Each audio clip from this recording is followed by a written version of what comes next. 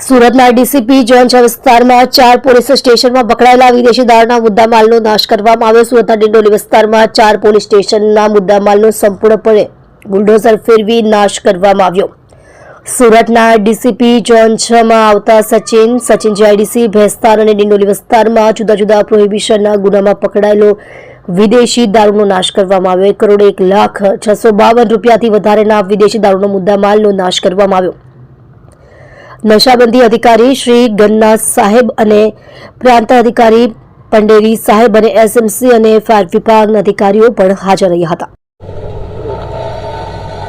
આજ રોજ સુરત શહેર પોલીસ તરફથી ડિંડોલી પોલીસ સ્ટેશન વિસ્તારમાં ઝોન 6 ઝોનનો વિદેશી દારૂ IMFNનો નાશ કરવામાં આવી રહ્યો છે। ટોટલ 4 પોલીસ સ્ટેશનનો નાશ કરવામાં આવી રહ્યો છે। સચિન જીઆઈડીસી ડિંડોલી અને ભેસ્તાન ટોટલ વિદેશી દારૂની કિંમત 1,01,0652 રૂપિયા છે। અત્યારે મારી સાથે નશાબંધી અધિક્ષક શ્રી ગન્ના સાહેબ તથા પ્રાંત અધિકારી પંડેરી સાહેબ, SMC અને ફાયર વિભાગના અધિકારીઓ પણ હાજર છે।